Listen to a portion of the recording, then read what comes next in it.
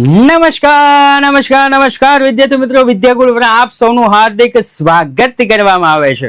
આજે આપણે જોવાના છીએ ધોરણ 11 અને એનું વિષયનું નામ છે નામાના મૂળ તત્વ. સર આ વિષય તો તમારા માટે એકદમ નવો છે.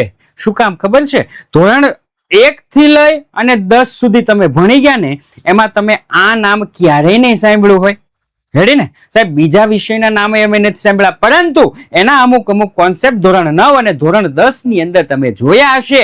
પણ આ તદ્દન નવો વિષય છે જે તમે ધોરણ 9, 10 માં ક્યારેય જોયો નથી, ક્યારેય ભણ્યા નથી, ક્યારેય સમજ્યા નથી. એટલે આ વિષય સાહેબ કોમર્સનો મેન વિષય ગણવામાં આવે છે. જો આ વિષય મજબૂત હશે, આ વિષયનું જ્ઞાન હશે, તો કહેવાય કે આ કોમર્સનો વિદ્યાર્થી છે. રેડી? એટલે આ વિષય ખૂબ અતિ મહત્વનો વિષય છે. હા, આના પ્રેક્ટિકલ સબ્જેક્ટ કહેવાય. આ સબ્જેક્ટ છે ને પ્રેક્ટિકલ સબ્જેક્ટ કહેવાય. આનું જ્ઞાન તમને હશે, પણ અત્યાર સુધી તમને ખબર જ નહોતી. જ્ઞાન છે પણ ખબર જ નથી કે અરે આ તો મને આવડે છે. રેડી? એટલે સાહેબ અત્યાર પછી હવે ધોરણ 10 પછી તમે ગમે ત્યારે ગમે એ તમે ભણો ને, કોમર્સ લાઈન ની અંદર તમે ભણશો એટલે સીધું જ તમને રિઝલ્ટ પૂછવામાં આવશે. ધોરણ 12 માં કેટલા ટકા આવ્યા અને ધોરણ 12 માં કેટલા ટકા આવ્યા એ પછી તમે ગમે એટલું ભણો, પણ 12મા નું રિઝલ્ટ અતિ મહત્વનું રિઝલ્ટ છે. ધોરણ 11 કોમર્સ ની વાત કરું તો અતિ મહત્વનો સબ્જેક્ટ, આમ તો કોમર્સ ની અંદર અતિ મહત્વનો સબ્જેક્ટ એટલે કે નામાના મૂળ તત્વ. સાહેબ એના જે શબ્દો છે, એના જે ચેપ્ટર છે, એ તમે આમ જોવા જશો ને મારા ભાઈ, તો તદ્દન અલગ જ છે. એટલે સાહેબ આ ધોરણ 11 છે ને પાયો કહેવાય છે. રેડી? જો પાયો મજબૂત હશે તો ઇમારત ક્યારેય નહીં પડે. રેડી ને સાહેબ? તમારો પાયો મજબૂત હશે તો તમને પૂરા માર્ક લાવતા કોઈ નહીં રોકી શકે. આ વિડીયો માત્ર સિલેબસ અને સાહેબ હું તમને પુસ્તક સજેસ્ટ કરવાનો છું. રાઈટ? અંત સુધી જોતા રહેજો, અંત સુધી જોતા રહેજો. રેડી? અને તમારા મિત્રો સુધી શેર કરજો. નવા એવા હોય તો લાઈક કરી દેજો. શું કામ? કારણ કે સાહેબ ધોરણ 11 ના પહેલા ચેપ્ટર થી લઈ ધોરણ 12 ના બોર્ડના પેપરના અંતિમ પેપર સુધી, બોર્ડના પેપરના અંતિમ પેપર સુધી સાહેબ એકમાત્ર જો ચેનલ સાથ તમારો આપતી હોય તો માત્ર આ જ ચેનલ છે, વિદ્યાકુલ ગુજરાતી કોમર્સ. રાઈટ? એટલે સાહેબ લાઈક કરી દેજો. ચાલો સૌપ્રથમ જોઈએ તો કે સૌપ્રથમ સાહેબ નવો અભ્યાસક્રમ છે. અભ્યાસક્રમ કેવો છે મારા ભાઈ? તો કે નવો જ અભ્યાસક્રમ છે જે ધોરણ 10 સુધી આજ સુધીમાં તમે ક્યારેય ભણ્યા નથી એવો અભ્યાસક્રમ છે. એટલે સૌપ્રથમ તમારે પેલા પાયાનો ખ્યાલ મેળવવો પડશે. રેડી? ધોરણ 11 મજબૂત કરવું પડશે. આપણે ધોરણ 11 ની અંદર સાહેબ બે ભાગ છે. ધોરણ 11 ની અંદર કેટલા ભાગ છે?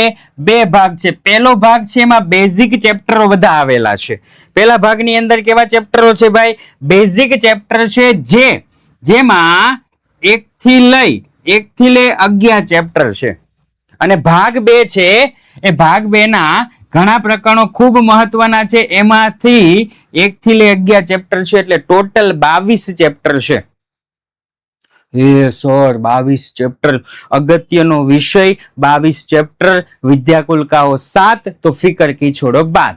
રેડી? સાહેબ આ બેઝિક ચેપ્ટર છે, એની અંદર સાહેબ મહત્વના ચેપ્ટર બધા જ છે, પણ ખૂબ મહત્વના ચેપ્ટર છે ને એની જો હું વાત કરું ને તો એ સૌ પ્રથમ આમ નોંધ, ત્યાર પછી પેટા નોંધો અને ખાતા વહી ખતવણી. આ 3 ચેપ્ટર છે ને ખૂબ જ મહત્વના છે.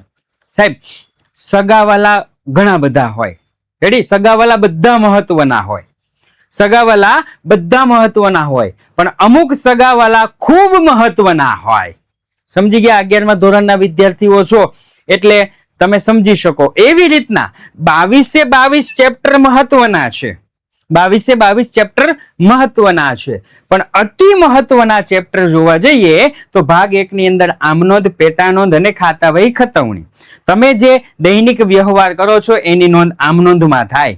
રેડી? આ આમનોંધનું વર્ગીકરણ કરવું જ્યારે આવશે ત્યારે ઇન ડિટેલ સમજાવવામાં આવશે, પણ આમનોંધનું વર્ગીકરણ કરવું એટલે પેટાનોંધ. અને સાહેબ ખાતા વહી ખતવણી.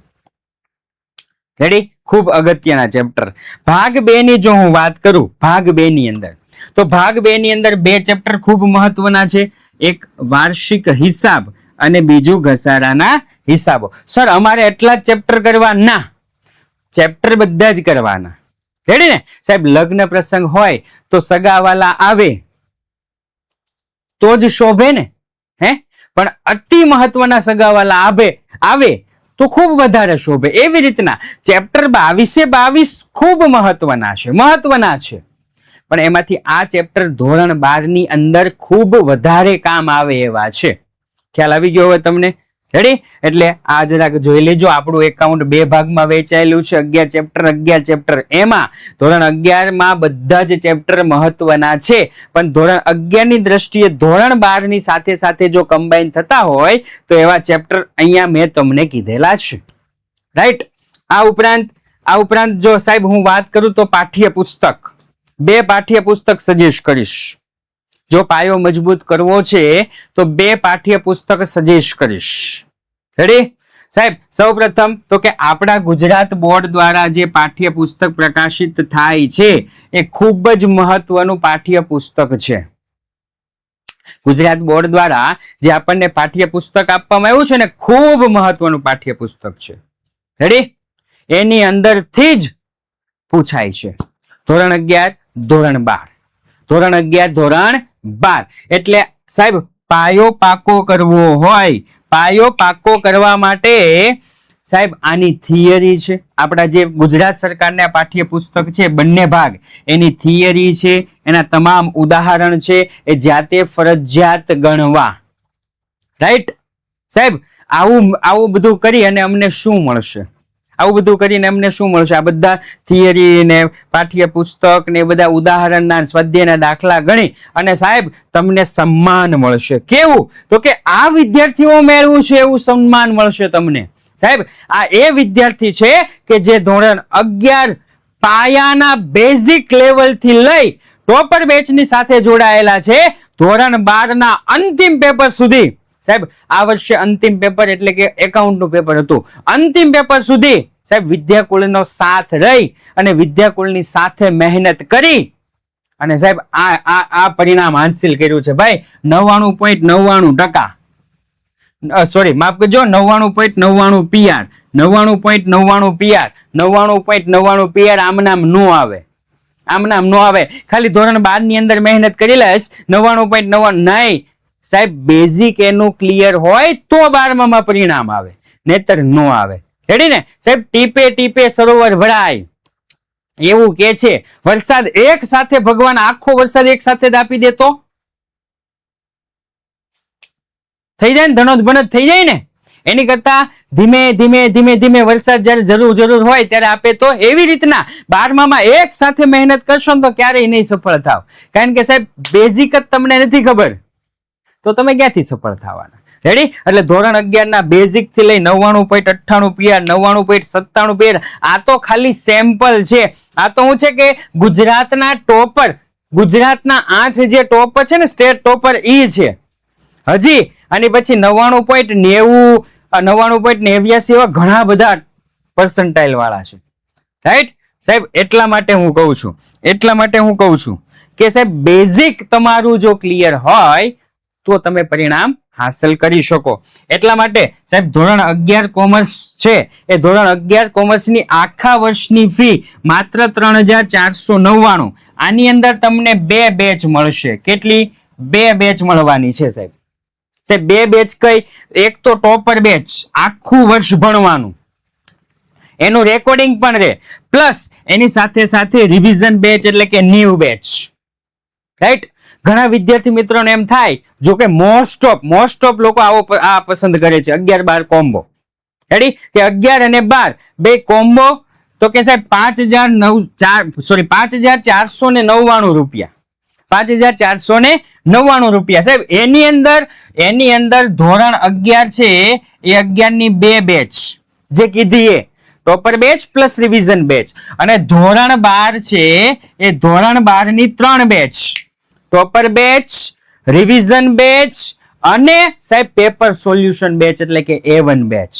સાહેબ ટોટલ 5 બેચ તમને મળશે કોમ્બોમાં 5499 92 244 45 400 પર કોલ કરજો. હવે મેં તમને વાત કરી હતી કે સાહેબ 2 બુક સજેસ્ટ કરીશ.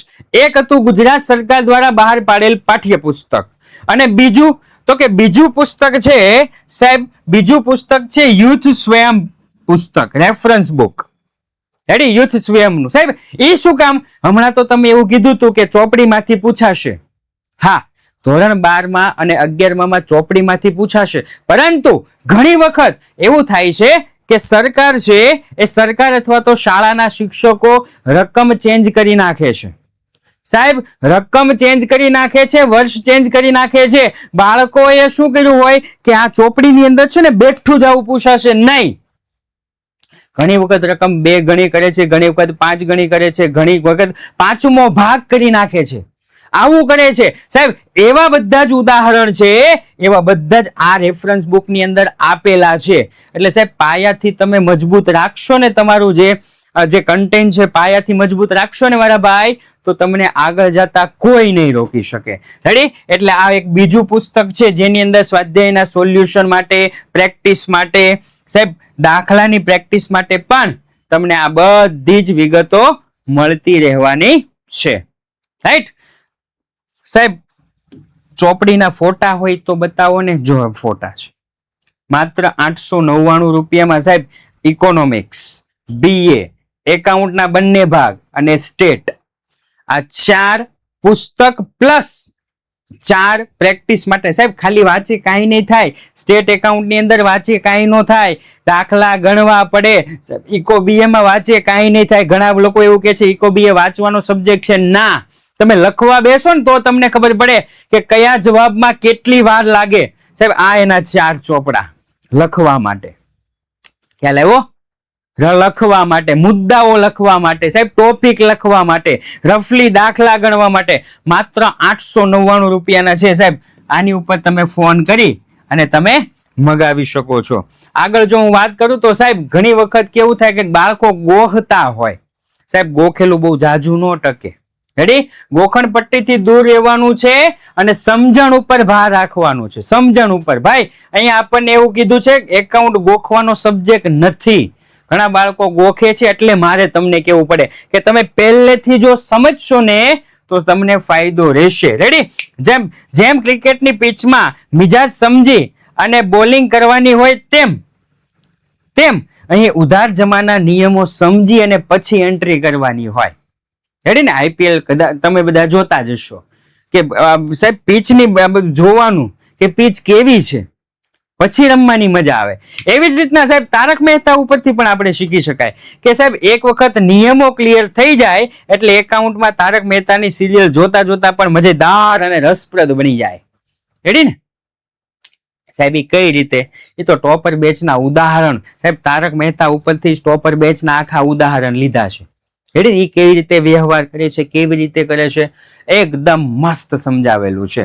આગળ જો હું વાત કરું તો ભાઈ નિયમિત પ્રેક્ટિસ જ સફળતા અપાવે છે. આપણે વારંવાર વાંચેલું છે પણ અપનાવતું કોઈ નથી. અપનાવવાનું શરૂ કરો મારા ભાઈ.